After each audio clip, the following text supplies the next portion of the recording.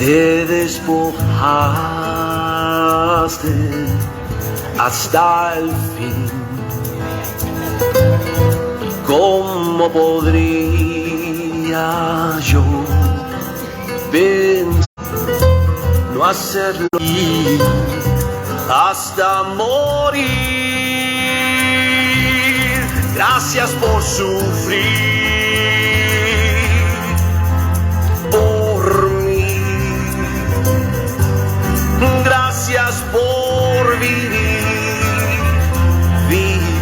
en mí. Y gracias por subir y morir en esa cruz y descender a la oscuridad y vencerla por mí. Gracias por sufrir por mí. Gracias por vivir en mí. Gracias por subir y morir en esa cruz y descender a la oscuridad y vencerla por mí. Gracias, Jesús.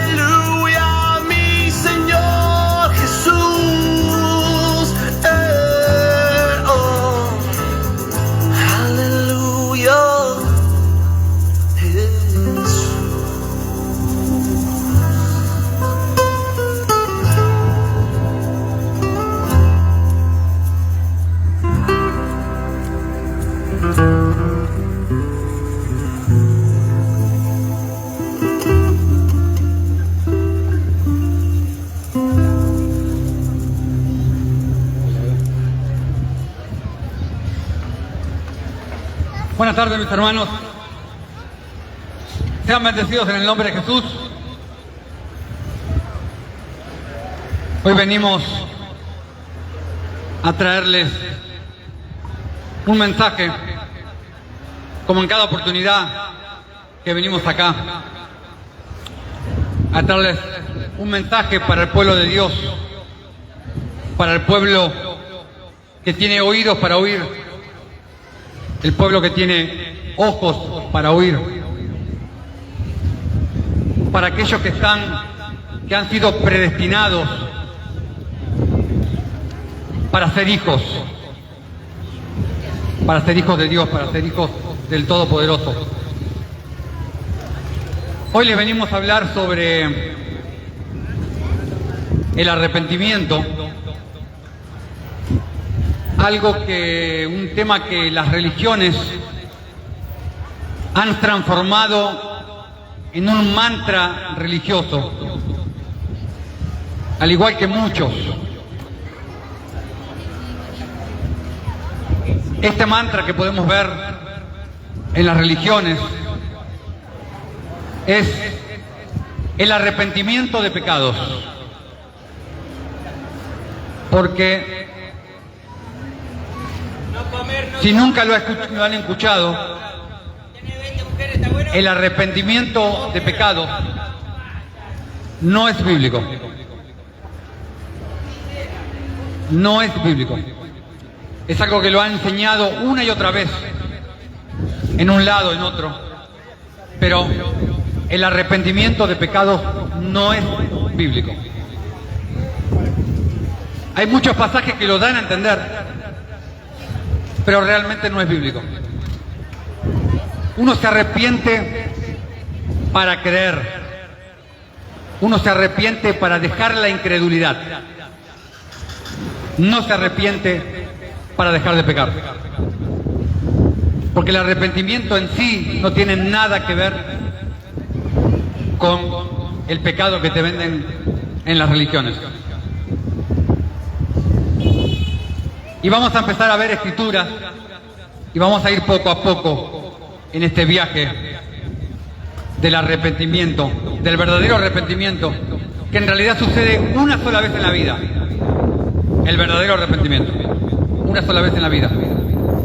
Como cuando naces de nuevo, que ocurre una sola vez en la vida, o como la circuncisión del corazón, que ocurre una sola vez en la vida. El verdadero arrepentimiento, el genuino arrepentimiento, que viene de la palabra griega metanoia, o de la familia de metanoia es metanoeo, que son sinónimos básicamente. Básicamente es un cambio de mentalidad, es una mente renovada, es un cambio de entendimiento que como consecuencia te llevará a un cambio de comportamiento. Eso es lo que es el verdadero arrepentimiento. No tiene nada que ver con dejar de hacer una cosa o dejar de hacer otra. Es un entendimiento, es un cambio que primero empieza en el corazón, primero empieza en la mente. Es una mente renovada, la mente de Cristo. Y vamos a empezar a ver pasajes bíblicos.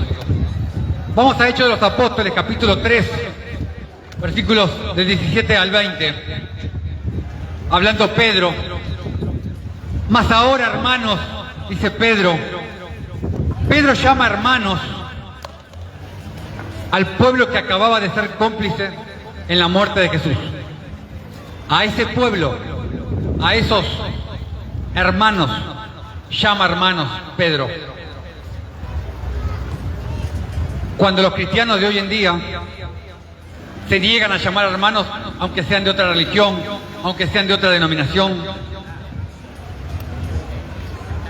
tú puedes adoptarte, hermano, a quien a ti te plazca, a quien el Espíritu te diga, a quien el corazón te diga.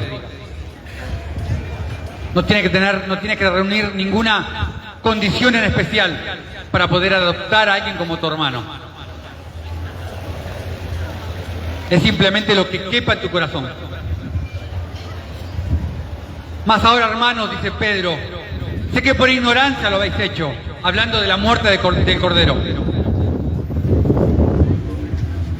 como también vuestros gobernantes. Pero Dios ha cumplido así lo que había anunciado anteriormente por boca de todos sus profetas, que su Cristo había de padecer. Estaba escrito en todos y cada uno de los profetas. Así que arrepentíos, dice Pedro, arrepentíos. La palabra arrepentíos es la palabra en griego metanoeo, que te expliqué recién, que básicamente es pensar diferente, es que tú reconsideres algo. Pero ¿dónde empiezas a reconsiderar algo? ¿Dónde empiezas a pensar algo distinto? En tu cabeza, en tu corazón, en el centro de tu yo, de tu ser. No en tus manos, en lo que haces, en lo que dejas de hacer. El cambio empieza por la mentalidad. Ahí empieza el cambio. No es simplemente dejar o hacer una cosa o la otra. Y convertidos, dice Pedro también, que básicamente viene a ser un sinónimo. Convertidos viene a ser un sinónimo del arrepentidos. Para que sean borrados vuestros pecados, para que vengan de la presencia del Señor tiempos de refrigerio, y Él envía a Jesucristo, que os fue antes anunciado.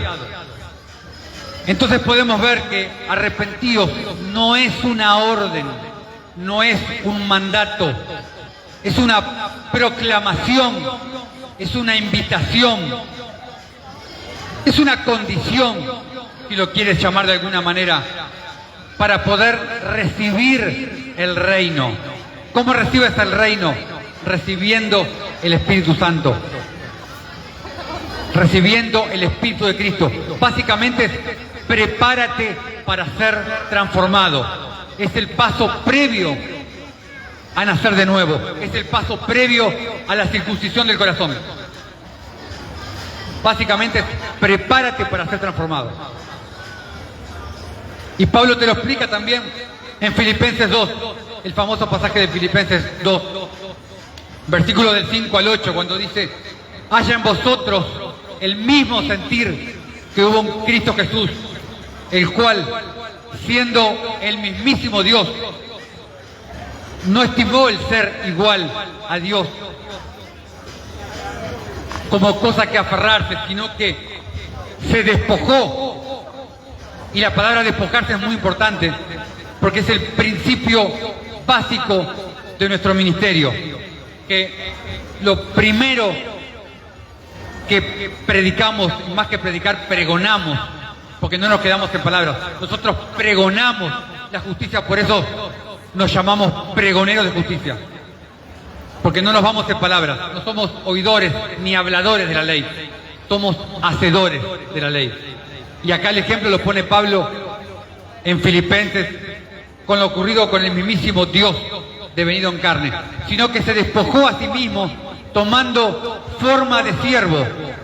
Jesús no tomó forma ni de apóstol, ni de profeta, ni de pastor, ni de nada. Tomó forma de siervo. El mismísimo Dios venido en carne tomó forma de siervo. Y hoy podemos ver a todos los cristianos tratando de llegar al cargo más alto. Eso es lo que pasa hoy en día. Nadie quiere ser siervo, nadie quiere ser hermano. Lo que todos quieren es ostentar un título, una preeminencia, una atención que el Señor nunca requirió, ni siquiera para Él mismo. Y estando en la condición de hombre, se humilló a sí mismo, no humilló a los demás, se humilló a sí mismo, haciéndose obediente hasta la muerte, y muerte en la cruz o en el madero, mejor dicho. Básicamente esa es la metanoia, básicamente ese es el verdadero arrepentimiento. Que vivas una vida desinteresada, que vivas una vida desinteresada, que vivas interesado en tu prójimo, en tus hermanos, en los demás, que saques un poquito la mirada de tu propio ombligo y empieces a mirar a los que te rodean, a los que viven junto a ti, que te empieces a preocupar por los demás. Ese fue el mensaje que nos dejó Jesús, que te ocupes de la salvación de los demás, porque Jesús, el Cordero, ya se ocupó de tu salvación. Si Él ya se ocupó de tu salvación, ve tú y ocúpate de la salvación de los demás, de hacer la gran comisión que nos fue encomendada por Jesucristo, por el gran Dios y Salvador. Ahora ve tú y salva a los demás como tú fuiste salvado, porque el amor, o la caridad, mejor dicho, cubrirá multitud de pecados, como dice Santiago, porque de estos dos mandamientos depende toda la ley y los profetas, como dijo Jesús, lo repitió varias veces: amar a Dios sobre todas las cosas y a tu prójimo como a ti mismo. ¿Y cómo amas a Dios? Por medio de tu prójimo, por medio de tus hermanos. ¿Cómo llegas al más alto? Por medio del más bajo. De esa manera, solamente de esa manera. Vamos a Lucas capítulo 5, versículos del 30 al 32. Y los escribas y fariseos murmuraban contra los discípulos, diciendo: ¿por qué coméis y bebéis con publicanos y pecadores? Respondiendo Jesús les dijo: los que están sanos no tienen necesidad de médicos, sino los enfermos, porque no he venido a llamar a justos, sino a pecadores al arrepentimiento. Y acá vemos la otra palabra que te decía de la familia del griego. Vimos recién metanoeo, ahora te muestro metanoia, que es esta palabra arrepentimiento. ¿Qué significa metanoia? Significa compunción, significa culpa, significa una reforma que incluye desde adentro, no inicia desde afuera, desde dejar de hacer algo. No pasa por ahí. Absolutamente no pasa por ahí. El arrepentimiento, el verdadero arrepentimiento, la metanoia, está ligada con el corazón, no con la carne, no con dejar de hacer algo exclusivamente. Lo mismo que Jesús les decía a los fariseos, cuando les decía en Mateo 23, fariseo ciego, limpia primero lo de dentro del vaso y del plato, para que también lo de fuera sea limpio. Primero lo de adentro, primero se limpia lo de adentro. Pero los cristianos se empecinan en querer limpiarse por fuera, en querer limpiarse hipócritamente, porque el corazón nunca se lo limpia. Más allá de que no puedes limpiarte el corazón. Solamente Jesús puede limpiarte el corazón. No te lo puedes sacar y lavártelo con la bandina. Versículo 27. Ay de vosotros, escribas y fariseos hipócritas. Porque Jesús era tan lleno de amor, ¿no? Te dicen todo el tiempo que Jesús era tan lleno de amor. Sí, obviamente que era lleno de amor. Pero también hablaba y decía las cosas que tenía que decir. 5 veces les dice: fariseos hipócritas. 5 veces se los dice. No fue un desliz, por lo que veo. Porque sois semejantes a sepulcros blanqueados, que por fuera, a la verdad, siempre por fuera, y hoy lo podemos ver también. La gente se preocupa por el afuera, se preocupa por las apariencias, que por fuera la verdad se muestran hermosos, vivían de las apariencias, igual que lo que podemos ver hoy en día, igual que lo que podemos ver hoy en la mayoría de los cristianos. Se enfocan solamente en la apariencia, en el qué van a decir, que a la verdad se muestran hermosos, mas por dentro están llenos de huesos de muertos y toda inmundicia.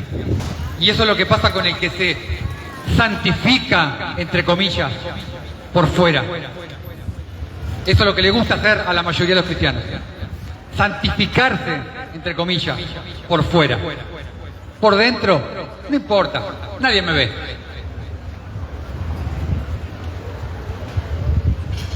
Así también vosotros por fuera, a la verdad, os mostráis justos a los hombres, pero por dentro estáis llenos de hipocresía e iniquidad. Iniquidad viene de la palabra inequidad, que es lo contrario a equidad, y equidad es sinónimo de justicia. Pero Jesús parece que estaba viendo a lo que es el cristianismo de hoy. ¿O será que el cristianismo de hoy son los regazos de los fariseos y los hipócritas de esa época? Yo particularmente no veo ninguna diferencia entre unos y otros.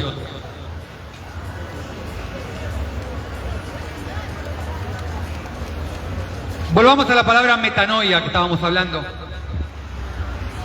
Si te vas a la etimología de metanoia, la cual siempre recomiendo porque es una herramienta muy importante, la etimología. Metanoia es una palabra compuesta, es metanois, que significa más allá de la mente humana. más allá de la mente humana. ¿De qué está hablando? De la mente renovada, de la mente de Cristo. No puedes reducir el arrepentimiento a un simple hecho de dejar de hacer algo. Porque si simplemente dejas de hacer algo y no has logrado un nuevo entendimiento, básicamente lo que estás haciendo es domar a la bestia. Y hay de ti cuando la bestia se te suelte, porque no la vas a poder sujetar con nada. Esa es la diferencia entre el verdadero arrepentimiento y el arrepentimiento de los cristianos.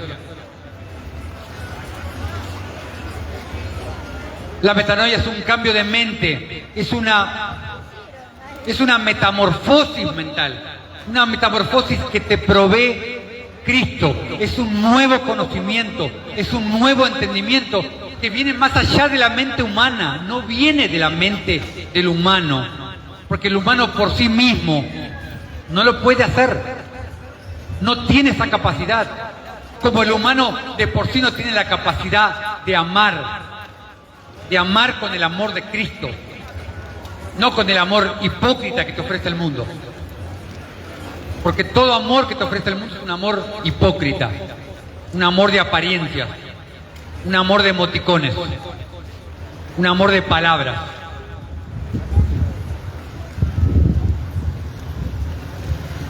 Vamos a Juan 16, versículos 7 y 8. Porque yo os digo la verdad, hablando Jesús, os conviene que yo me vaya, porque si no me fuera, el Consolador no vendría a vosotros. Mas si me fuera, os lo enviaré. Y cuando Él venga, convencerá, o sea, le dará entendimiento al mundo de pecado, de justicia y de juicio. El arrepentimiento no es algo que simplemente dejas de hacer. Primero tiene que haber un cambio interno, como te dije. Y lo que te leí recién,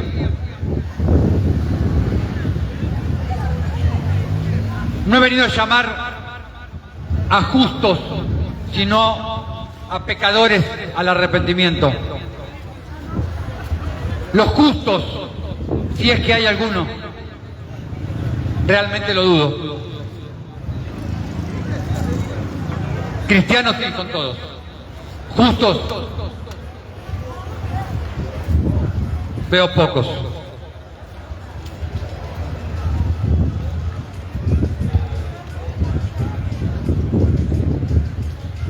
Hechos capítulo 2, versículos 37 y 38.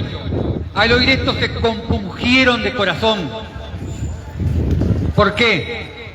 Porque era el Espíritu, es el Espíritu el que trae convicción. Primero convicción de pecado y luego convicción de justicia, convicción de juicio y no juicio de condenación. El que conoce el mundo, no hablo de juicio de condenación, hablo de juicio, de hacer justo juicio, de juzgar con justicia. Se compungieron de corazón y dijeron a Pedro y a los otros apóstoles: varones hermanos, ¿qué haremos? ¿Por qué se compungieron? Porque el Espíritu les estaba haciendo sentir, estaban en los albores del verdadero arrepentimiento, de la metanoia. Ese es el principio del verdadero arrepentimiento, de la metanoia, del metanoeo, la compunción, el sentir culpa, el lograr el nuevo entendimiento. Primero es convicción de pecado y más tarde es convicción de justicia, de lo que realmente debes de hacer, de lo que realmente el Espíritu te habla para que hagas. Pedro les dijo: arrepentíos, les dijo Pedro. No les dijo: arrepentíos de vuestros pecados. Simplemente les dijo: arrepentíos. O sea, les quiso decir: sométanse a lo que el Espíritu les está haciendo sentir. Básicamente ese fue el mensaje de Pedro. Y bautícese cada uno de vosotros en el nombre de Jesucristo para perdón de pecados, y recibiréis el don del Espíritu Santo, Y básicamente les está diciendo Pedro, y resucitaréis como los huesos secos que te habla Ezequiel 37. Y acá Pedro no estaba hablando de un bautismo en agua, porque parece que ese es el único bautismo que los cristianos conocen. El bautismo del agua, el bautismo de la pileta, el bautismo del río, el bautismo de salpicarte un poquito de agua en la cabeza. Acá Pedro estaba hablando del bautismo del Espíritu, el que tan pocos conocen, al bautismo que tan poca importancia le dan, y es el más importante, es el vital, es el que te permite nacer de nuevo, es el que te permite la circuncisión del corazón, es el que te permite alojar el reino de Dios dentro tuyo, en tu corazón.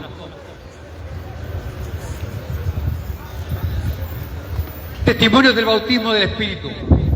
Primera de Corintios capítulo 12, versículo 13. Porque por un solo Espíritu fuimos todos bautizados. Sí. Aunque les cueste creer, existe otro bautismo que no es el del agua. Sí, existe. Existe el bautismo del Espíritu. Yo sé que no tienen ni idea de lo que les estoy hablando, pero sí, existe el bautismo del Espíritu.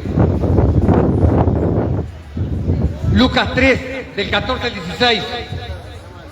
Como el pueblo estaba en expectativa, preguntándose todos en sus corazones si acaso Juan sería el Cristo,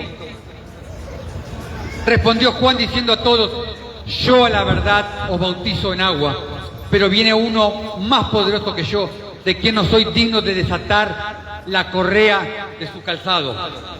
Él os bautizará en Espíritu Santo y fuego. Sí existe otro bautismo que no es el del agua.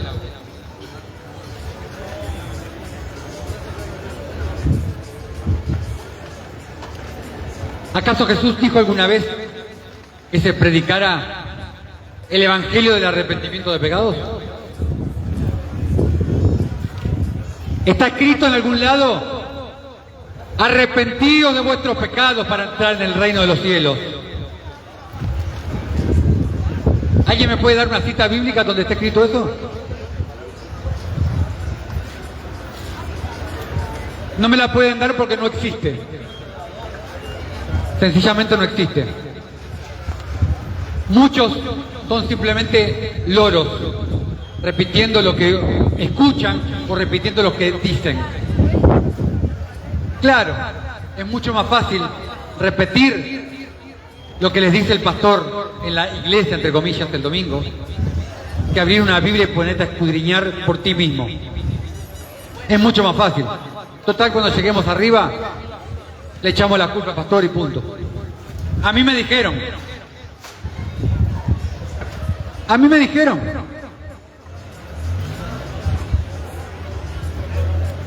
Lucas 15.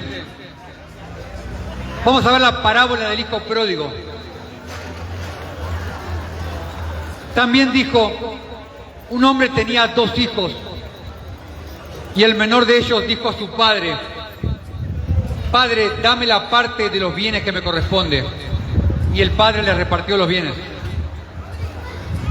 No muchos días después, juntándolo todo, el hijo menor se fue lejos a una provincia apartada y allí desperdició sus bienes viviendo perdidamente. Y cuando hubo malgastado todo, ¿se arrepintió de su pecado? No. Vino un gran hambre en aquella región, en aquella provincia, y comenzó a faltarle. Y fue y se arrimó a uno de los ciudadanos de aquella tierra, el cual le envió a su hacienda para que apacentara cerdos. Y deseaba llenar su vientre con las algarrobas que comían los cerdos, pero nadie le daba. Es más o menos la misma piedad, la misma misericordia, la misma caridad que vemos hoy en día en los cristianos. Esa es la misma caridad que vemos en los cristianos hoy en día. Y volviendo en sí, el hijo pródigo No dijo arrepintiéndose de sus pecados, volviendo en sí. Le fue dada la metanoia al hijo pródigo. Volvió en sí, obtuvo un nuevo entendimiento que como consecuencia lo llevó a un cambio de comportamiento, que son cosas muy distintas. Dijo: ¿cuántos jornaleros en casa de mi padre tienen abundancia de pan y yo aquí perezco de hambre? Me levantaré e iré a mi padre. Y ahí podemos ver el fruto del nuevo entendimiento, el nuevo comportamiento. Pero primero tuvo que haber un nuevo entendimiento. No puede haber nuevo comportamiento sin nuevo entendimiento. Y le diré: Padre, he pecado contra el cielo y contra ti. Ya no soy digno de ser llamado tu hijo. Básicamente es entender que nada depende de nosotros. Todo depende de Él. Todo depende de nuestro Padre. Todo depende de Jesús. Hazme como a uno de tus jornaleros. Y levantándose, vino a su padre. Y cuando aún estaba lejos, lo vio su padre y fue movido a misericordia. El padre fue movido a misericordia. No estaba con un garrote esperándolo a que viniera. Ahora te va a valer, vas a ver la que te espera. Ese es el Dios que te venden en las religiones, que está esperando a que tú te equivoques para sacar un garrote de arriba y dártelo por la cabeza. Ese es el Dios que te enseña las religiones. El Padre fue movido a misericordia. Misericordia, la puedes buscar en el diccionario y no sabes el significado.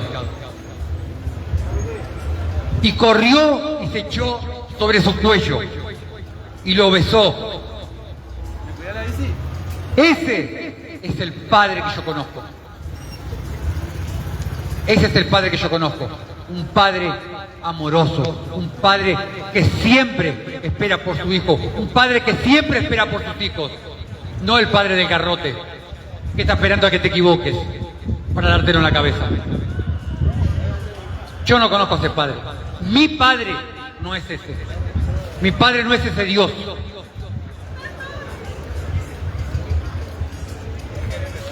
Y el hijo le dijo: Padre, he pecado contra el cielo y contra ti. Ya no soy digno de ser llamado tu hijo. Ninguno de nosotros es digno. Ninguno. Nadie es digno. Solamente Él. Solo Él.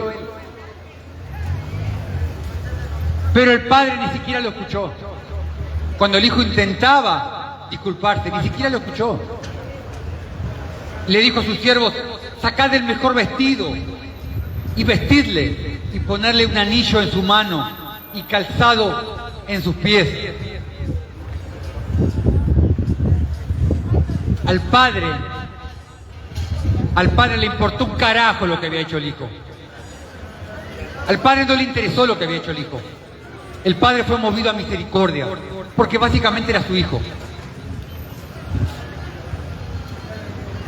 Y el padre lo amó, porque es su hijo. Por más que hubiese hecho lo que hubiese hecho. Traed el becerro gordo y matadlo, y comamos y hagamos fiesta. Porque este mi hijo muerto era y ha revivido, se había perdido y es hallado. Y comenzaron a regocijarse. ¿Cómo pasó de muerte a vida el hijo? Por medio de la metanoia, por medio del arrepentimiento, por medio de la circuncisión del corazón, por medio de haber nacido de nuevo, por medio del único y verdadero arrepentimiento que existe. Y su hijo mayor, que era el hermano del hijo pródigo, el aguafiestas, santurrón, religioso, de los que dicen: yo nunca he pecado, yo no peco, yo pude vencer el pecado por mí mismo. O sea que Jesús murió en vano hace 2000 años en el madero. Si hubiera sabido, ¿no? Si Jesús lo hubiera sabido, iba a haber una generación que iba a poder vencer el pecado por sí mismo. Y su hijo mayor estaba en el campo y cuando vino, llegó cerca de la casa y oyó la música y las danzas y llamando a uno de sus criados le preguntó qué era aquello. Claro, dijo, ¿por qué están haciendo fiesta? Mi cumpleaños ya pasó. ¿A qué se debe esa fiesta? Y el criado le dijo, tu hermano ha venido, tu hermano ha vuelto, y tu padre ha hecho matar el becerro gordo por haberle recibido bueno y salvo. Entonces el hermano se alegró. No, se enojó. El hermano se enojó y no quería entrar. Salió por tanto su padre y le rogaba que entrara. Mas él respondiendo le dijo al padre, he aquí tantos años te sirvo, yo te sirvo.